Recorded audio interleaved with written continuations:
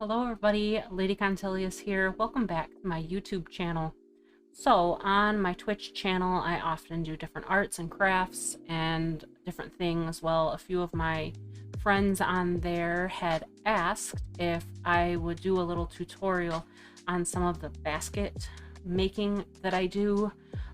So when I started the basket that I'm working on now, I started it off stream, and so they didn't see kind of the beginning process of it. And so I thought I'd kind of do a little kind of haul video on what I use and where I got it. I'll put the links for everything down below. And then I'll also kind of show how I start the basket, and then kind of show you the basket that I'm working on now and how I kind of continue on with some of the different steps of it. So hope you like this. If you do, leave a thumbs up, subscribe if you like what you see, and leave a comment and let me know something that you'd like to see me do. What are some of the things that you like to do for hobbies? Do you do them for just for fun? Are they stress relieving? Did you pick up any new hobbies during the pandemic? I have questions as always. I love to get to know everybody who's following me on here. So let's get started. So to get started, I have kind of the main things in front of me. So this is called jute. It kind of looks like rope. You can find it at any craft store. I'm pretty sure they even have it at the Dollar Tree. I got mine on Amazon. So everything that I got, I ended up getting 20 little balls of yarn. I think they're like 20 yards each. 100 feet of jute, and then I think it ended up coming with 9 sewing needles.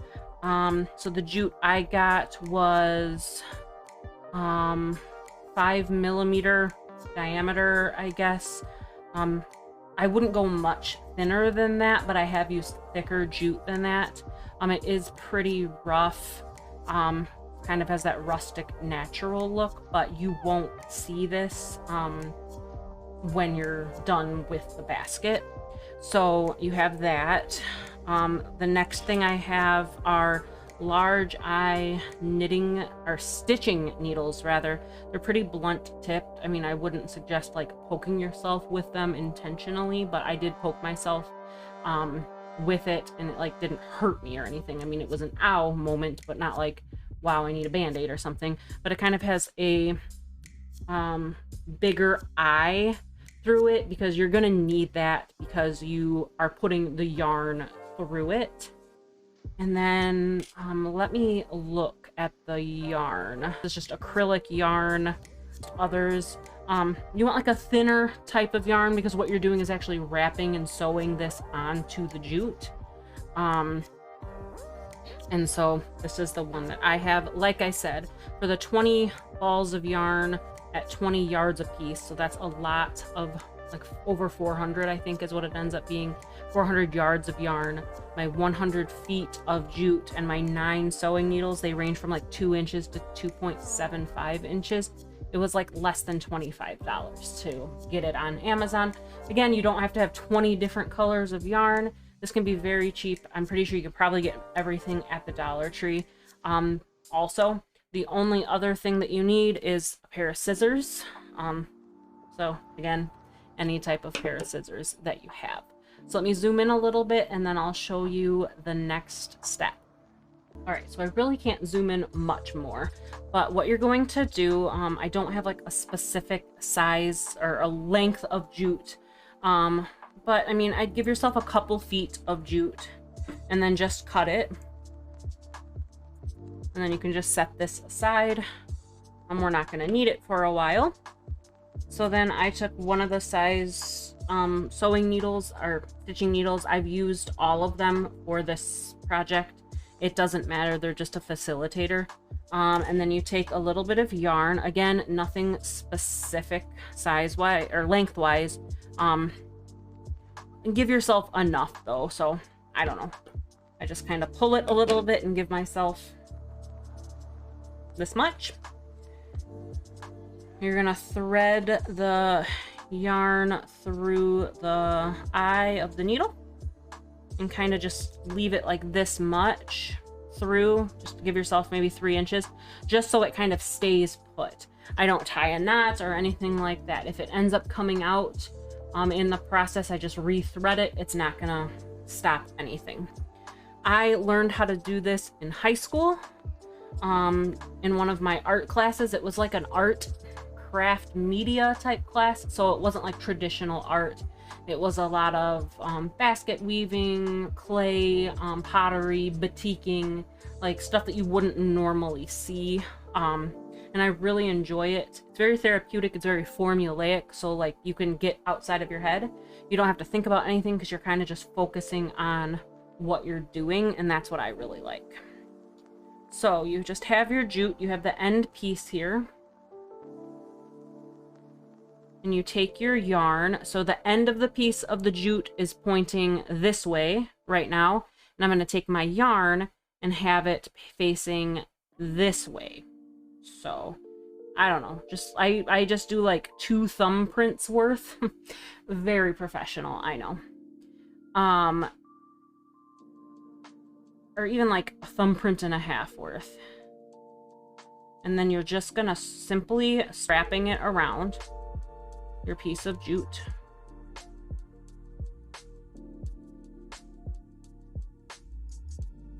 So you can just do like a double layer of it just to make sure your piece of jute is covered.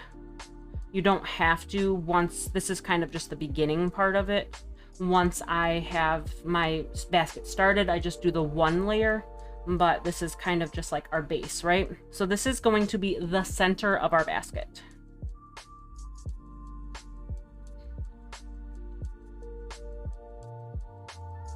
Now, you kind of wrap quite a bit. I don't know, 20 or 30 wraps, I guess. And you kind of fold it in on itself, right? So I've wrapped just a little too much.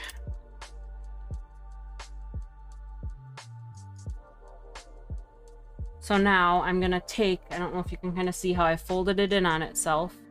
My yarn is under here. So I'm going to take it and put it through there. And see, it's almost gonna come through. And pull all of my extra yarn.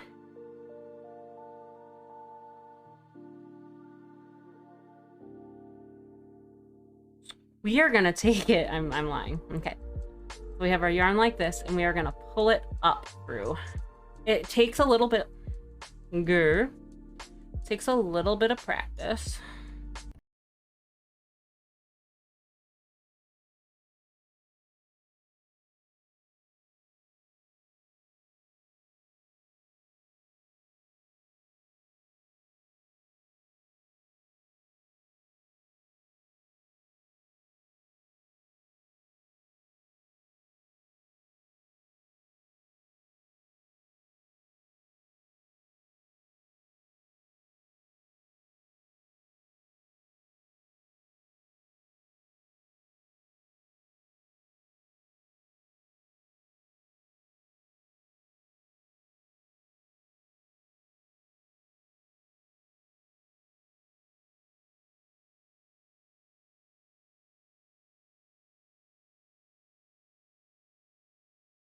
Wrapping,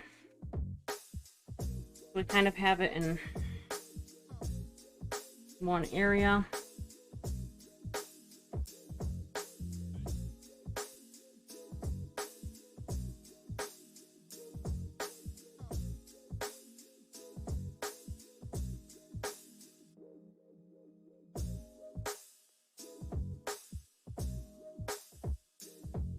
I'm gonna wrap it enough to be able to bend it again.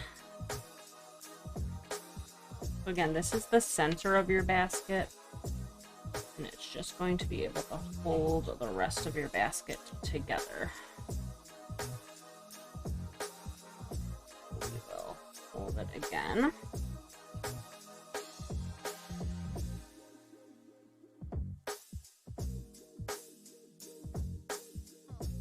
We'll put it through, and then we'll put it through this area here,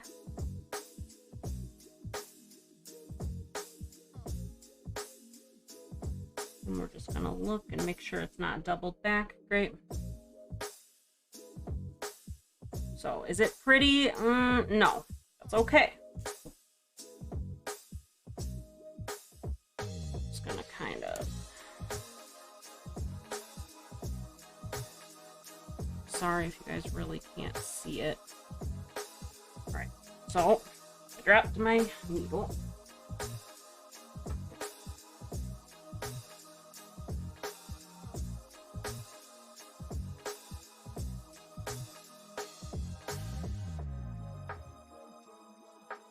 We are going to wrap our rope a little more.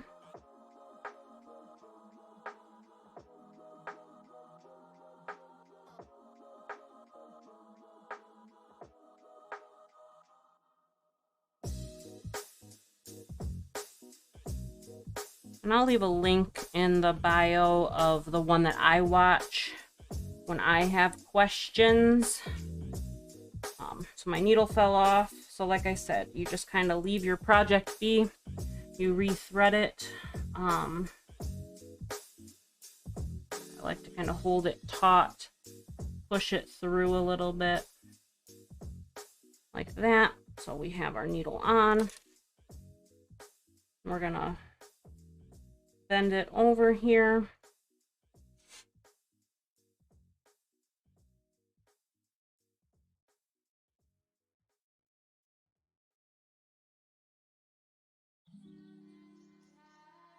So we're gonna bring it down the line here and then bring it through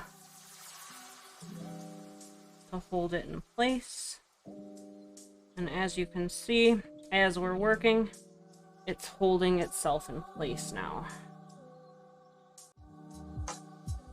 So if you can see, we have like a gap where the line, or where the line of that we're doing, and we have a gap underneath that, or we have a line underneath that, right?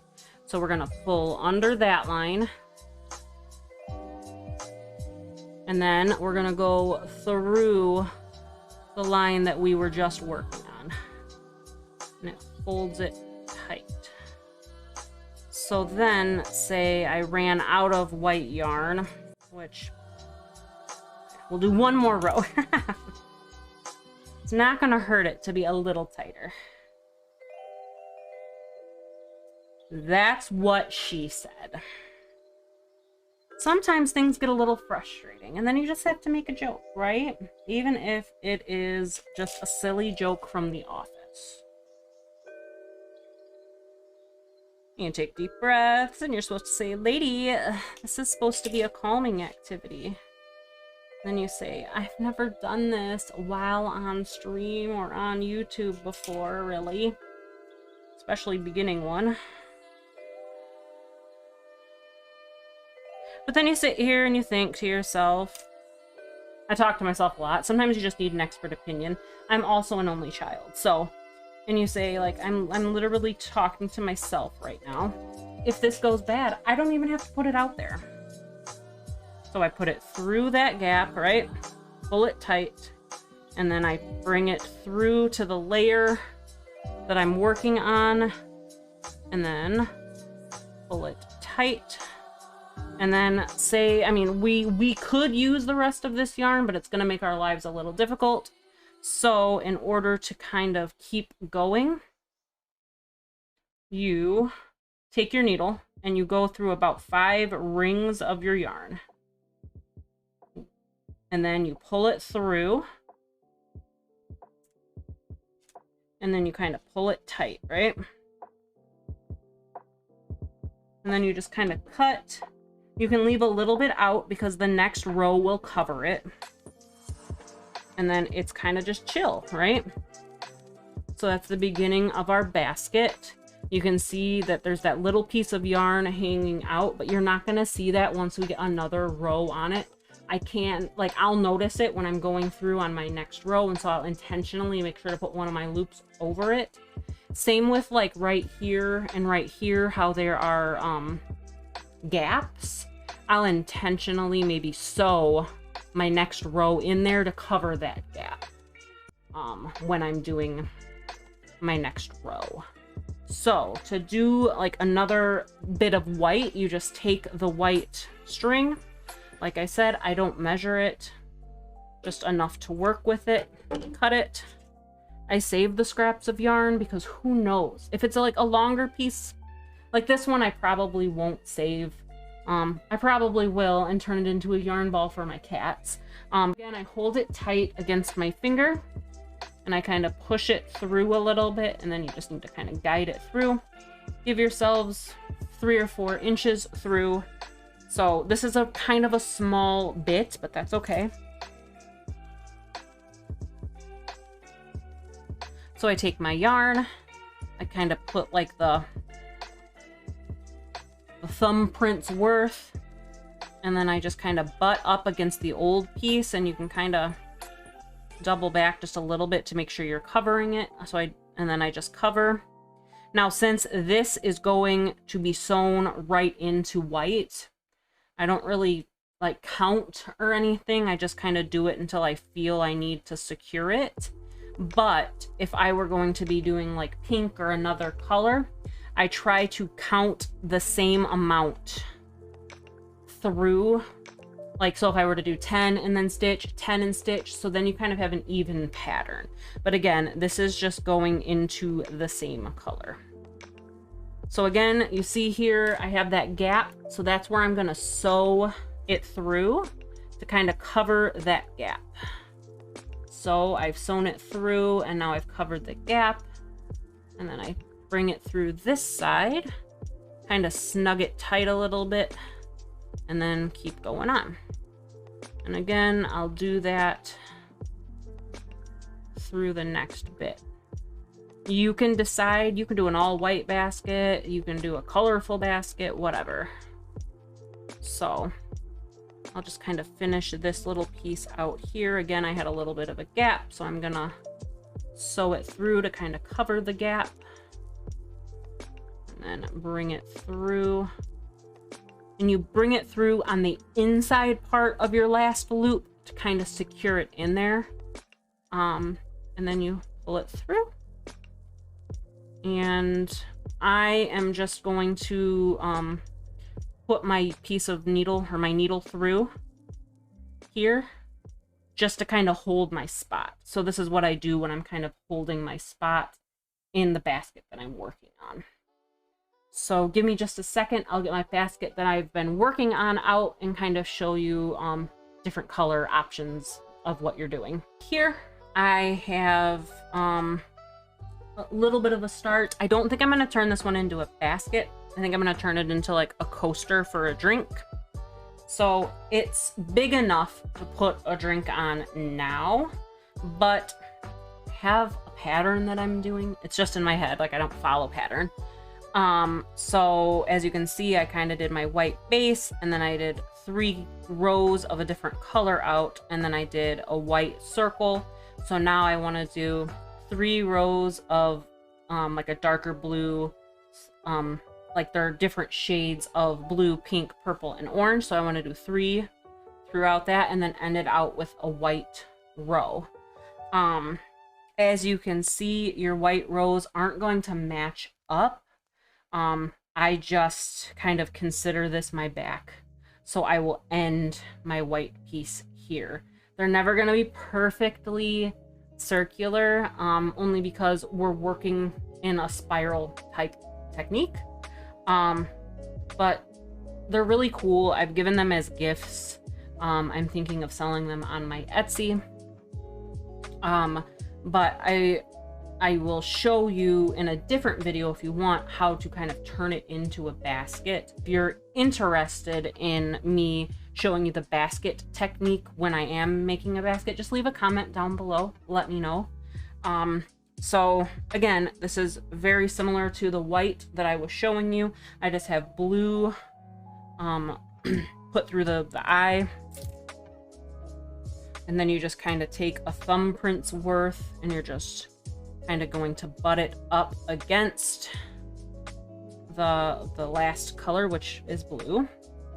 And again, I'm weaving it into another blue, so I'm not counting particular, you know, amount of wraps. But as you can see, I kind of counted, I believe it was 10 through, and I was just kind of trying to keep up with. It's not perfect, but, you know, you try. I don't know what that was. Oh, I see. Yeah, so anyways, I'm trying to be, you know, as symmetrical as possible, but again, it's art, it's crafts, it's not perfect. They're still really fun. So again, like I said, you just wrap it like this.